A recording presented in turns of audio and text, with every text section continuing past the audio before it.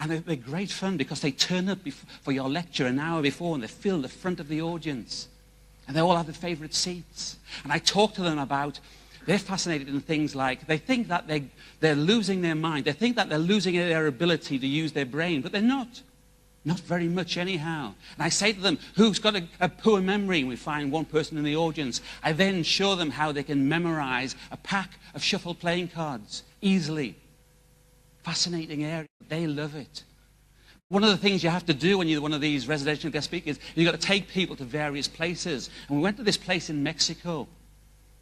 And the funny thing about this was, they only found it again in 1972. The whole town, almost a city, had been abandoned by these people.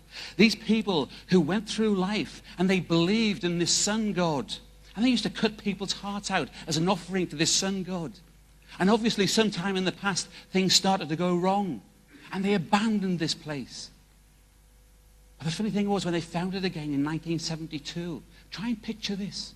These people found this place. They're taking away all the leaves and the brambles and pulling away. And they opened and they got into this door into the inside. And inside, they found thousands of people who had been entombed in this building, this pyramid. And they'd been clawing at the walls trying to get out. Can you picture it? Can you? Because you know what I've done? Because can I just tell you something? That's not true about those people. But you will never, ever forget that for the rest of your life. That will go around in your memory. Because I want to talk to you about, the power of what we do and how we communicate. Because if you want to really communicate with your clients, with your bosses, what you've got to do is you've got to create a picture in their mind. That's how we communicate. Everybody thinks in pictures. Everyone. Every one of us. Some people who are good at spelling, they put the word down and say, yes, that looks right. Because that's the way the brain works. We picture things. I live in a small village called Warboys in Cambridgeshire, which is famous for my MP at one time used to be Oliver Cromwell. You know what Oliver Cromwell was? He brought the Civil War, and he had the Witchfinder General. They actually hung 3 members, my neighbours from next door, hung for being witches. Absolute nonsense, superstition. But people actually believed people could become witches. To the point where they decided, we're going to kill them, that's the only way we can survive. Then we had, and I don't know, you probably got the same in your country. At one time, I bet, in Holland, there was a time where people used to think if you got in front of royalty and they happened to touch you, they would make you better.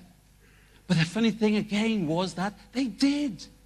They touched people, and the people's brains said, you are now better. And for whatever reason, they became better. Now I want you to start thinking. I want you to start thinking about the last time you saw a group photograph.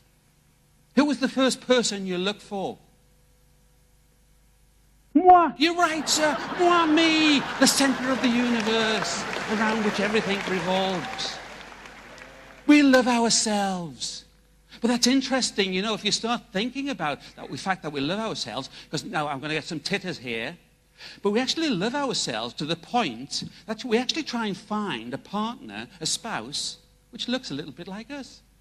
I'm not saying my wife had a beard or stuff like that, but what happens, this is what you go through, behavior. In England, we tend to socialize in pubs. Men drink beer with the other men. Women tend to group together. One day in the early 70s, when I was in my prime, I glanced over and saw my wife Elaine for the first time. Something attracted me to that lady. You move over slowly.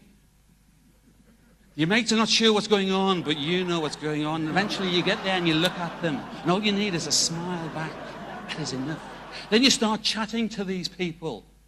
And you start saying things. What's going through your brain is this person of a similar social background to me? Are they of a similar educational level? Are they of a similar intellect? And you suddenly think, this is a good match. Then you start going along, and perhaps your partner's thinking this is a good match too. And you start saying, Elaine, would you like to come around London and have a look at some of the museums with me? She said, oh, yes, I'd love to, John. Now I've been married for 29 years now to that lady. If I were to say to my wife, Elaine, now, fancy having a look around the museum, she'd go, are you all right? Do you not think I've got enough to do here?